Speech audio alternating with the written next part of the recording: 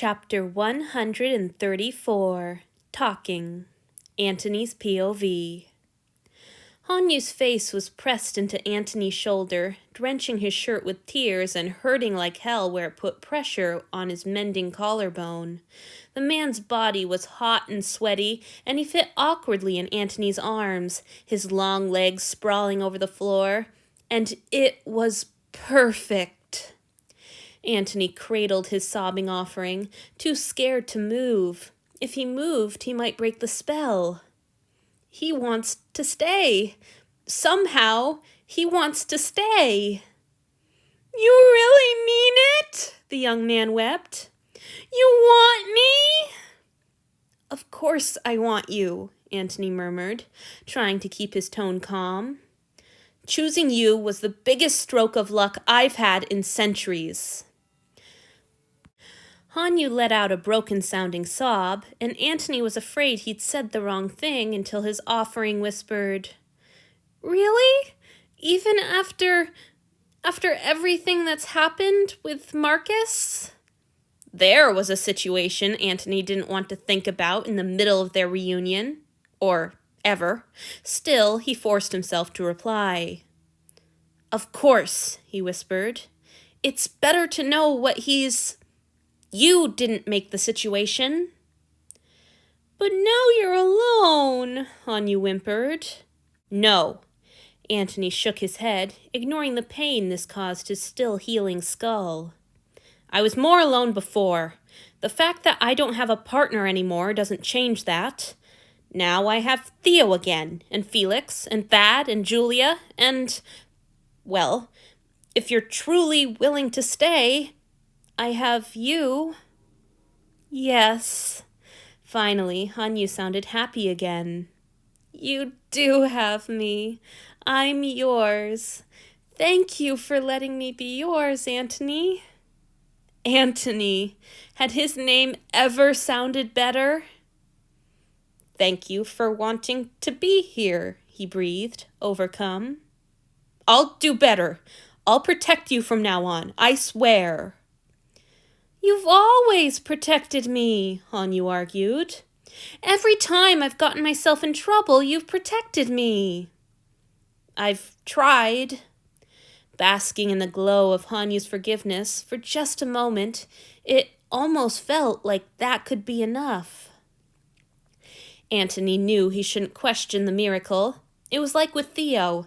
Somehow, people kept choosing him after everything he'd done, and it was probably unwise to prod too deeply at their reasons. But something Hanyu had said during his initial speech, when he bowed and pledged to accept Antony's decision, was bothering him. He couldn't leave it alone. As soon as the man's tears quieted and he was simply resting in Antony's embrace, he took a deep breath and plunged ahead. Hanyu? Easy, you idiot. He'll never trust you not to try anything with him if you keep saying his name in that tone of voice.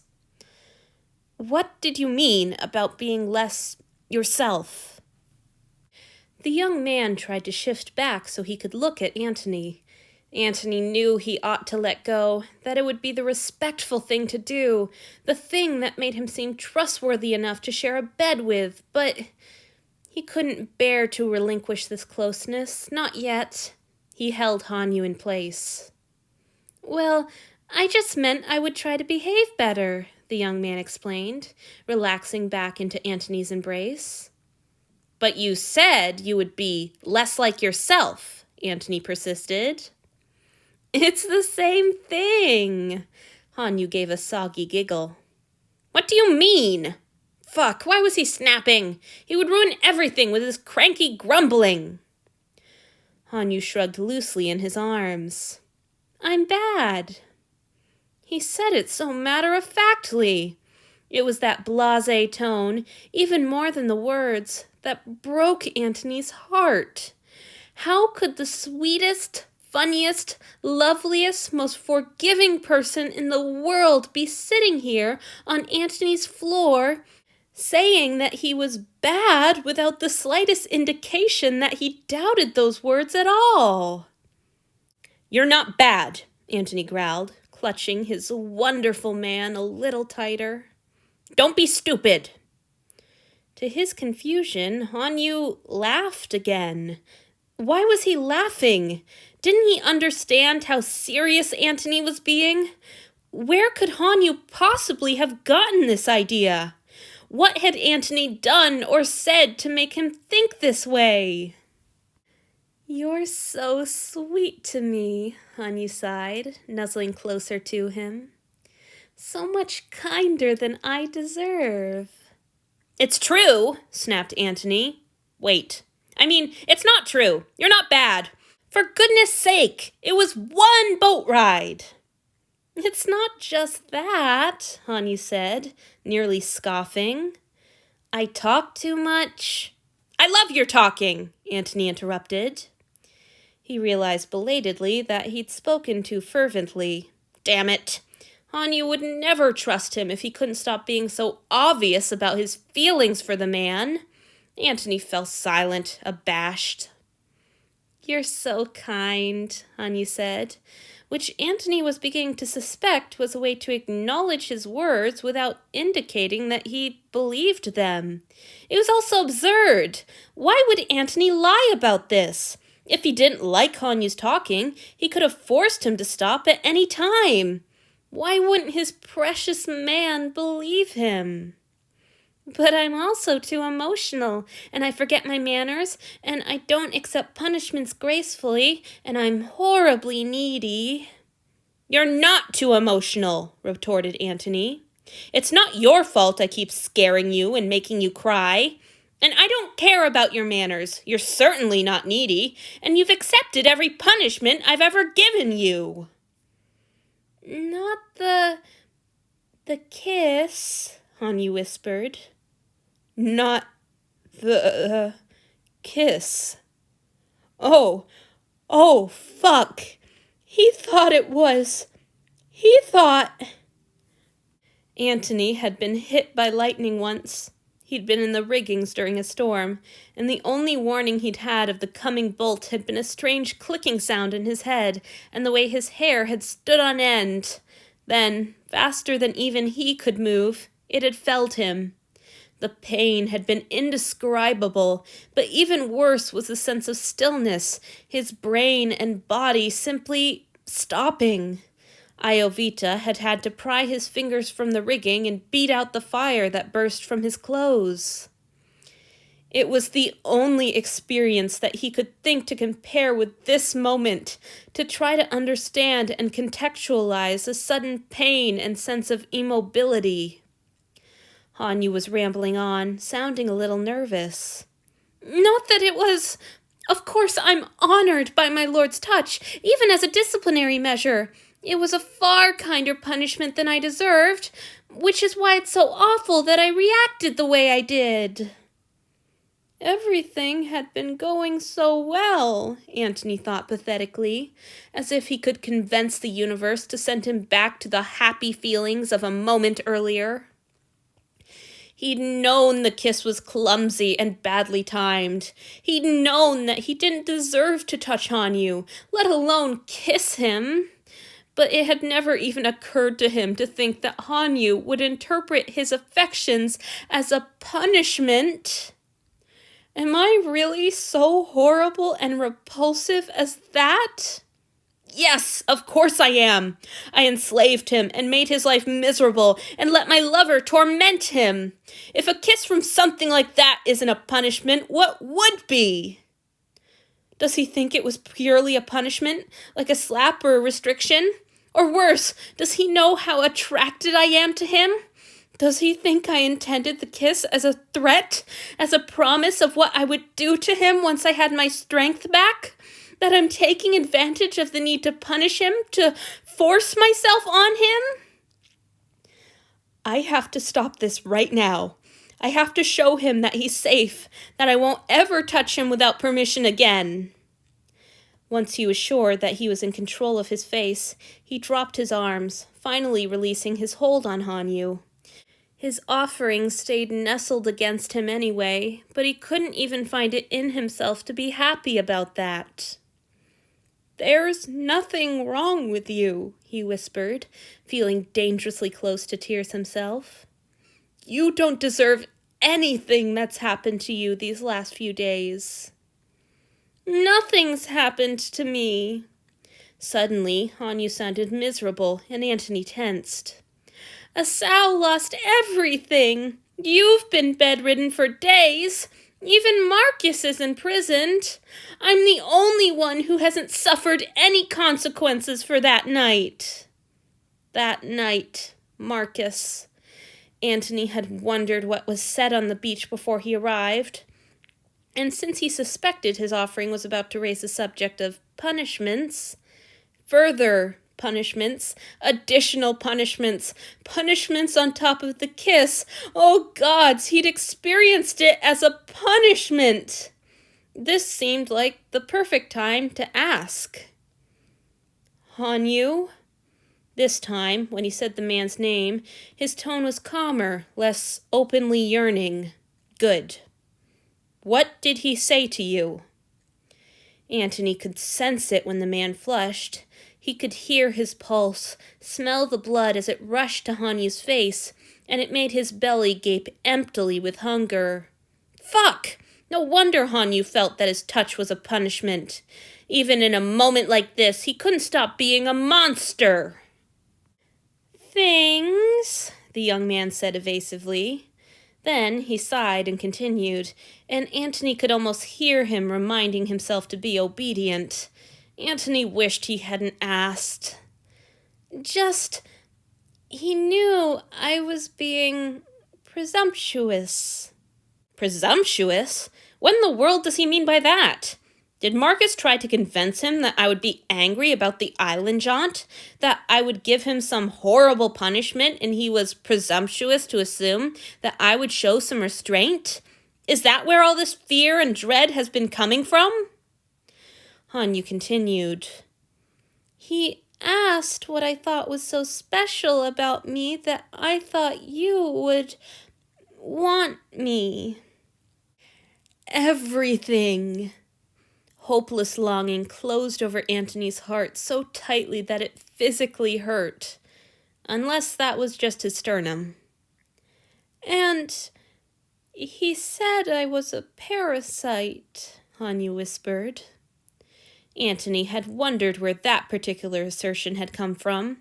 Now that he knew, a welter of icy fury burst inside him, filling him up until he could have marched down to the brig and stabbed Marcus right through his beautiful, lying poison mouth. How dare he say such a thing to Hanyu? The anger felt so much better than the blasted, blighted misery of the last few moments that Antony accepted it gratefully. When he found his voice, it was a snarl. How could he say something like that? Finally, Hanyu pulled away from his chest, gathering his long limbs together and sitting up straight. He peered nervously at Antony's face, and the apprehension in his big brown eyes reminded Antony to lower his lips back over his fangs and unfist his hands. He wasn't wrong, the young man said softly. There was a pattern he'd noticed. Back at the temple, I stuck close to Asao and used him to get preferential treatment. On the ship, I did the same thing with you. Antony squinted up at him. Preferential treatment? What would that entail at the temple? Perhaps favored offerings were excused from classes sometimes to rest and enjoy themselves? Or, on the other hand, maybe they got special individual tutoring. Perhaps they were permitted special treats, given additional funds for excursions to the city, lavished with gifts of fine jewels or rare books. Maybe they were allowed to attend festivities at the palace and enjoy the excitement and luxuries of court from time to time. Yes, Hanyu assented, staring down at his lap. The only reason the priest didn't sell me was because Asao was so fond of me, and he was the best they had. He interceded for me and took the blame for my mistakes all the time. I used him. That hardly seemed like preferential treatment at all. Anyhow, the idea of Hanyu using someone was laughable. He was so open and honest, so generous and concerned for everybody. There wasn't a selfish, manipulative bone in his body. Antony hardly even knew where to begin. That just sounds like being friends, he pointed out. Of course he stuck up for you and tried to help you. That's what friends do. But it's just like what I did with you, Hanyu protested. I'm weak and stupid and can't manage by myself, so I attach to someone stronger and make them take care of me. You can't say you keep helping me because we're friends. We're not? After the shock of what Hanyu had said earlier, Antony shouldn't have been able to feel stung by anything. Still, his voice was full of hurt that he hadn't managed to hide in time. We can't even be friends? He tried to pull himself together. Why not? You're a god, Hanyu said, still looking down. His face was a mess from all his weeping. Antony swallowed hard. You're friends with Theo? Stupid! Theo never gave him a kiss so awful he thought it was a punishment. Anyway, you can't argue someone into being your friend. What's the matter with you? Well, she's not my god, Hanyu replied. It's different. Right. She isn't his captor. You should just be glad that whatever Marcus may have told him, he still has enough self-respect not to consider his jailer his friend. All right. To his horror, Antony found that his voice was choked with tears. Hanyu's head shot up and his eyes widened when he looked at Antony's face. Antony dropped his own gaze to the floor, ashamed. It wasn't fair to Hanyu. He mustn't cry like this because of a decision Hanyu had every right to make. Of course he didn't want to be close to Antony in any respect, not even as friends. Crying about it was manipulative. All these years, and Marcus still hadn't managed to break him of his penchant for manipulative tears. But then, why does he even want to stay? If he doesn't even see me as a friend, I don't understand anything. Oh no, Hanyu cried. Antony, what's wrong? Antony folded his hands in his lap and tried to wrestle his voice into some semblance of dignity. He nearly succeeded. I simply wonder what kind of relationship we have. At least on my end, it's gone beyond any kind of vampire and attendant bond. I know that's all still a part of it, but, well, like I said, for me, it's not about your service. I care about you very much, Hanyu. You said you were bad, but I like everything about you that you listed. You're important to me. What would you prefer I call us, if not friends? You want to be friends? Hanyu whispered reverently. You don't think of it as degrading to be friends with your slave? Don't be stupid. Damn it. Why would I say something like that right now of all times? You're one of the best people I know. Being your friend would be an honor. It would be so much more than I deserve, even if it's so much less than I want. Oh, Antony. Hanyu seized Antony's hands in his own big, hot, sweaty palms, and the touch was so wonderful and gutting that Antony could barely restrain a whimper. Of course we can be friends. I'm so sorry. I didn't mean to hurt your feelings. We're not talking about my feelings, Antony snapped. We are never, ever going to talk about my feelings. We're talking about how you're wonderful and not a parasite. Hanyu's fingers tightened around Antony's as the young man flinched. Antony. I mean it. Antony dared to raise his head again so he could glare up into his offering's face. You're sweet and generous and an amazing person. You care deeply about your friends, and anyone would be lucky to be considered one of them. Asao was lucky to know you at the temple, and he's lucky to know you now. So am I. But, no, Antony interrupted. I meant what I said. Well, wrote. You've never asked anything of me that I wasn't willing to give. I'd give more if I could. If I could just make you happy, Hanyu, I'd give anything. Hanyu stared down at him, open-mouthed and astonished. Antony waited for a response, but none was forthcoming. The longer he waited, the more foolish he felt.